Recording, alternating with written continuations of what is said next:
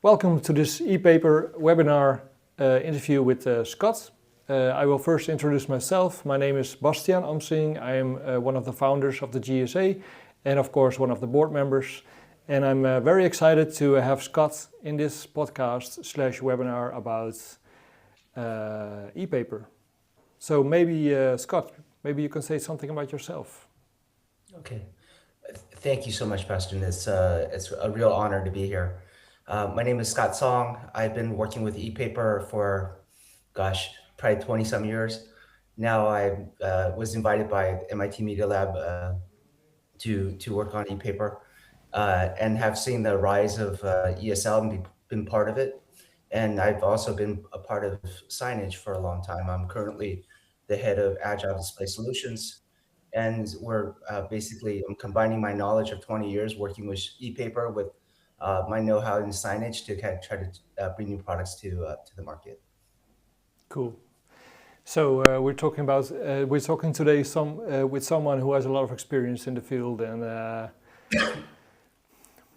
more than 20 years of experience. Wow, that's impressive. Made a lot of mistakes. That's how we're learning, right? Yeah. Okay, I have a couple of questions, and the topics that I want to talk to you about today, Scott, is understanding the technology itself, sustainability and efficiency, the practical use cases, if there is any you can share with us, Sure. the implementation and integration of e-paper in general, and or the technology itself, right? Because some people call it e-paper. I have heard different different ways to talk about e-paper's technology because it's way different than display, right? The technology itself. So to go directly into that direction, understanding the technology, I've wrote down some questions and let's start first with the basics. So maybe you can explain to us, Scott, what is the e-paper technology in general and how does it fundamentally differ from, for example, LCD or LED technology? Sure. So 90% of all the e-paper that we talk about is mostly from e-ink. There's other competitors like Sharp and others, but when we talk about for signage for color e-paper, I think predominantly 98% is about e-ink. And e-ink is basically, it's actually a layer of, it starts with a little capsule, the width of your hair, and inside the capsule is mostly water. And then there's pigments inside. It started as black and white pigments, and then they would, if we're looking up from top, if the black pigments up top, you see black, and if the white pigments on top, then you see white. And that system has become from two pigments to three pigments to four pigments. And then when you blend the various two pigments, then you see basically the colors, okay? This foil is then put onto a TFT LCD, laminated with a protection sheet, and then it has driver electronics, just like a TFT LCD. It has a driver IC and then basically the TFT substrate, and that's basically the technology itself. How it's really different, I think the biggest difference is that it's mostly asleep. So e-ink is basically known as a bistable display. And so what that means is when you actually drive it, so if the particles are at a certain position and you to stop charging it, it stays there. And so the biggest advantage of the ink display is that it's sleeping like 99% of the time. So once you decide on a particular image, it just stays there. And then it takes no additional energy. So you can remove the plug, take out the battery, it's still there. Yeah, okay. Yeah. So, yeah, that's very efficient energy-wise, right?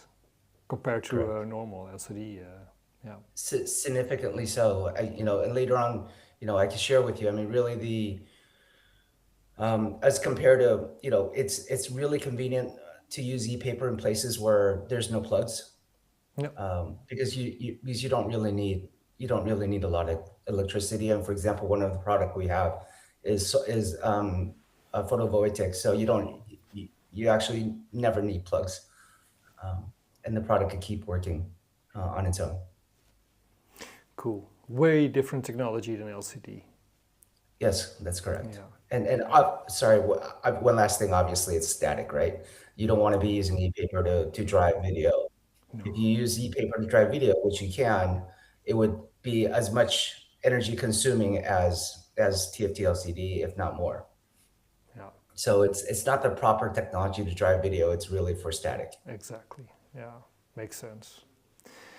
Um, Another question I had in this topic was there are different types of e-paper technologies on the market. Can you explain the key difference between e-ink Spectra 6 or in Kaleido? Yeah, So no talking problem. about refresh rate, rates, power consumption, those kind of things. Yeah, yeah. I think the first thing to establish is basically energy consumption is associated with the amount of time that you're driving a particular system.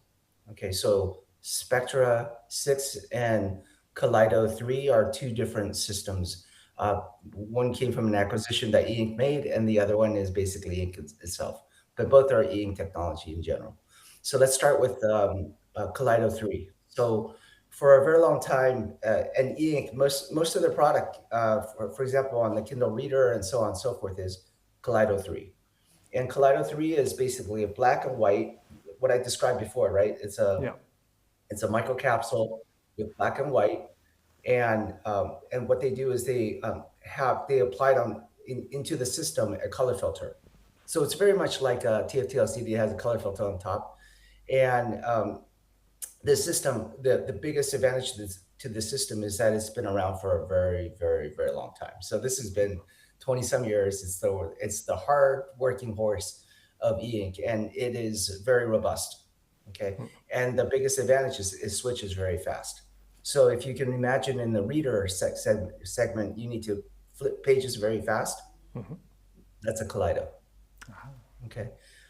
And so that's one, I would say, real strength of e-ink is this Kaleido 3 film, and then the displays that are made out of it. So for example, the 75-inch that they're introducing to the market, that's a Kaleido. Ah, Okay. okay. And it has a wider operating temperature. It's been around for a long time, and so there's more data around it. Yeah. On the other hand, there's Spectra 6. Spectra 6 came from, it has a slightly different structure. It's instead of micro cup, it has a micro capsule, it has a cup. Okay. And so it works similarly in that there's particles, except for the fact that it's been an evolution, I think about 10 years evolution, if not longer, where micro cup went from two particles, black and white, into black, white, and red, Yeah. which was, you could see everywhere in shelf labels, right? And then it moved to a black, white, red, yellow, which is four particles. And then most recently, they went into a RYBW, so a red, yellow, blue, and white system.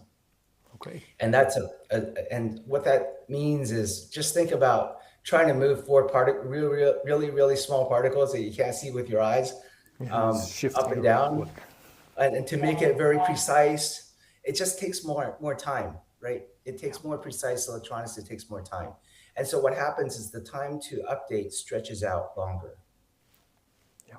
and because it takes more time to get everything precise in the right color, you're going to be consuming more energy. Yeah. Whereas in the Kaleido 3, you just have two particles. You're just moving it up or down, and then you're working with a color filter. And so when you look at the two, um, the color, I can tell you on the Spectra 6 is beautiful because it's tuned to pop, but Yeah. to look amazing. It's the Coca-Cola red is spot on, right?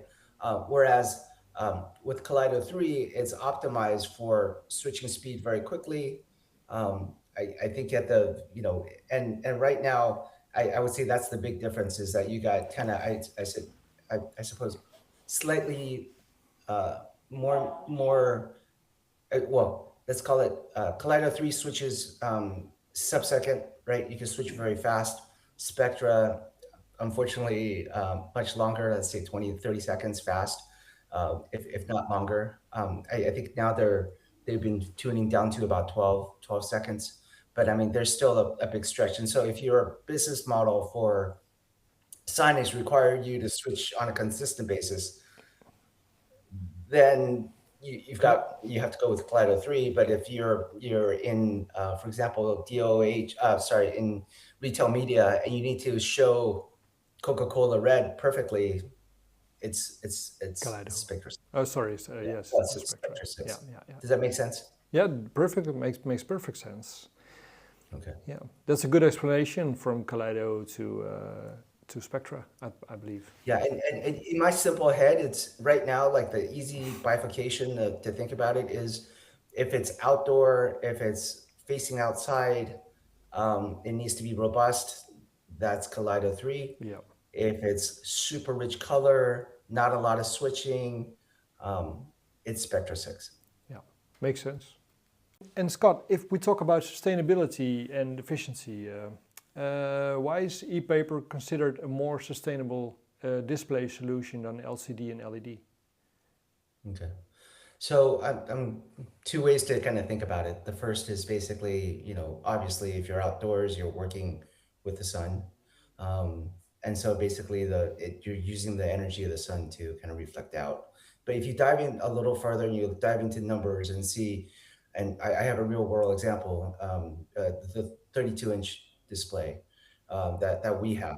Every single company architected a little bit different, but basically I could give you rough numbers of what we do. Yeah, Um, basically right now I'm looking down here to make sure I get the numbers right. So a 32 LCD plus a SoC player, basically running for 1 hour is roughly about 100 watt hours. Okay, roughly. And I Googled that. Okay.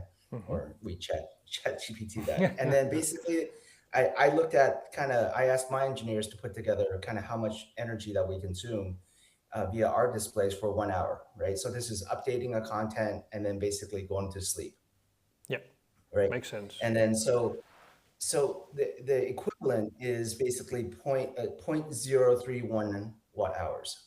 Yeah, So 100 watt hours versus 0.031. And so the way you think about that is that, if it's just 1 hour, it's 3,000 times more efficient.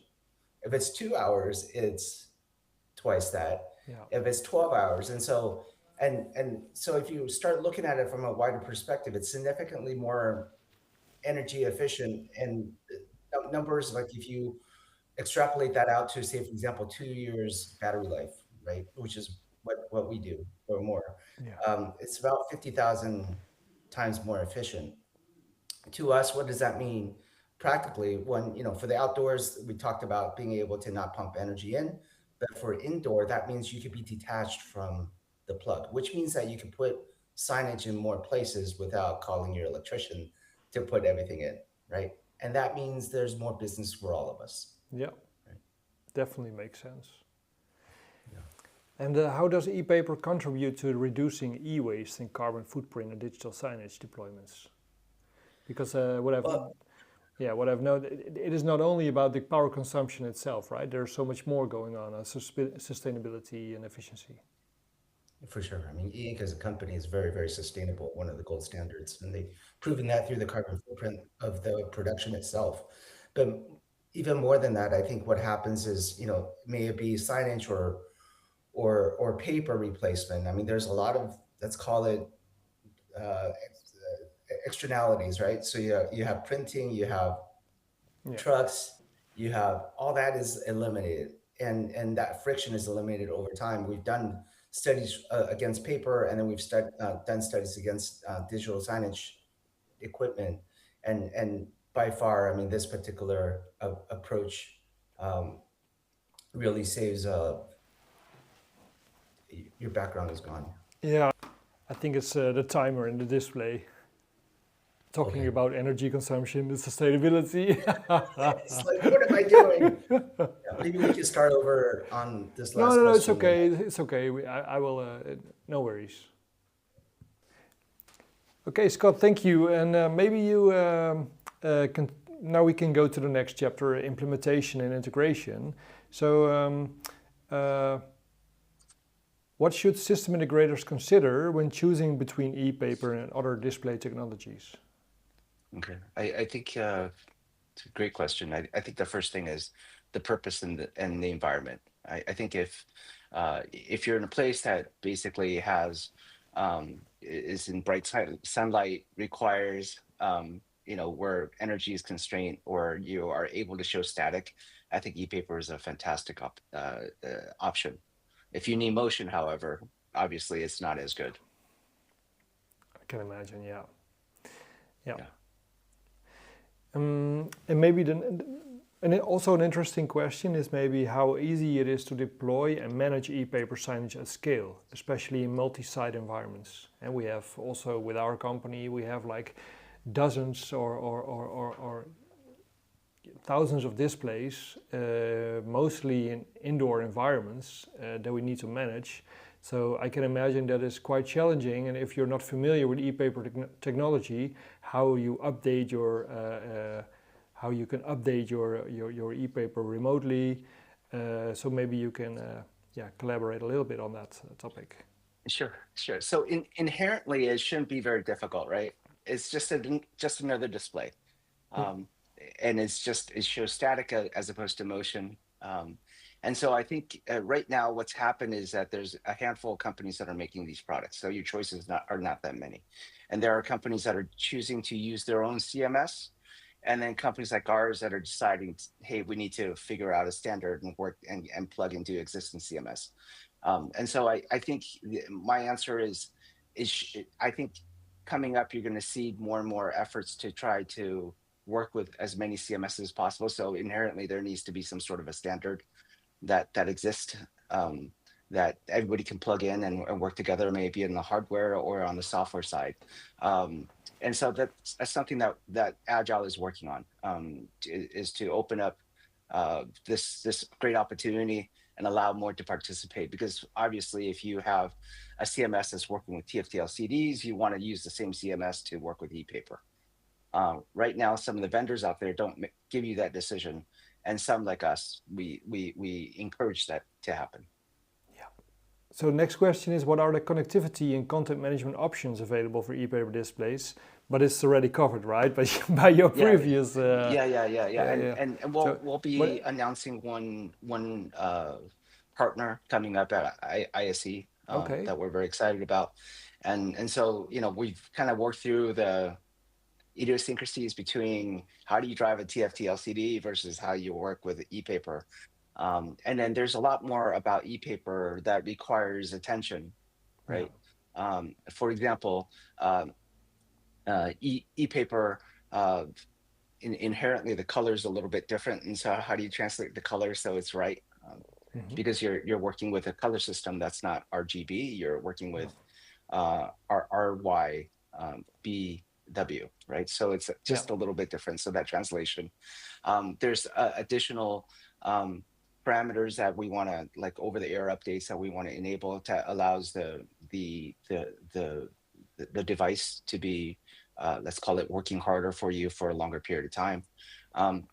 There's a number of plethora of things that we have enabled, that is required, I think, for ePaper to operate the same way as TFT LCD.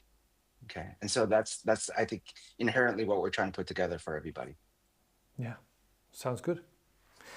Yeah. So what role do you see that e-paper can play in the future of sustainable digital transformation?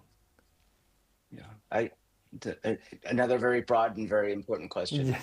Um, I really, the guys that started ePaper and invented ePaper, my friends Barrett Kaminsky, um, uh, and Joe Jacobs, these guys, when they invented it, they wanted to replace signs. This is literally the number one thing that they had in mind, and still today we have not achieved that. Um, and so I think it's actually paper and plastic sign replacements, is really where the goal is at for this work effort, right? How do we, you know, in certain places, I think if we are able to enable connected paper, right, that really eliminates a lot of the waste that's out there and allows more timely, um, let's call it communication to the consumers. And ultimately, that's what e-paper is all about, in my opinion, for signage, right? It's such a broad platform, but for signage, I think it's got a very distinct, clear place where it needs to go. So it's going to service digital signage needs, and then it's going to look at paper and say, hey, look, what can we do for you that's better and connected? I Yeah, hope that answers your question. that's definitely a very good answer. And I'm also looking forward to meet you at the ISE, like I was mentioning before. So maybe my last question for this podcast, Scott, is what's next for Agile Display Solutions in the e-paper space? So are you showing any innovations on the ISE or partnerships on the horizon? Yeah. So first thing is I have to do a small commercial. We're at the E500 booth at Cool. ISE. Please Yeah, come see us. good to know. Which hall? Do And you also know couple, which hall of this? I'm not sure. I think it's the main hall. Okay, okay. I was told. Yeah. And what we're showing, I think, is two products. One is basically a 32-inch. We have a 32-inch product that I think is quite exciting with solar. We showed it last year, but this year it's a little bit different, and I think meant for just kind of full-time sustainability. So in theory, you'd never have to plug it in. It could operate in for as long as the display and the electronics are okay. I think that's one thing that we're going to be showing, and that's going to be plugged into a CMS system that. Sorry, I can't announce it yet. We want to keep it a surprise, but I'm quite excited about this partnership that we have formed. The other that we're showing really, and I would say the main product that we're showing is a 75-inch Kaleido. And the way that we think about it is, how do you enable existing furniture to use this technology? And so we've built something that I think is really neat for retrofit using a 75-inch Kaleido, and that considers basically all the different nuances around operating temperature and environment and the sun, so on and so forth. And so these are the main products that we're going to be showing. We also have a 13-inch that we're going to be and these are all e-paper, 2 Spectra and 1 Kaleido. But I really am excited. And last thing, we also have are going to be showing an A1 sized e-paper from Sharp, which I think is going to be quite innovative, because basically right now we have only 2 sizes, really 3 sizes to work with. Having additional size and additional vendor makes that ecosystem more large and robust, and that encourages more opportunities. And so I think that's going to be in the play. Cool. Looking forward to meet you at the IC, Scott. The IC is the end of January, beginning of February next year. This recording is in 2025, so it will be sent out on 21st of January, right before the IC. So I'm looking forward to meet you over there, Scott, and I thank you for this recording. Yeah, thank you, Bastian. Looking forward to buying your beer and meeting you in person. Yeah.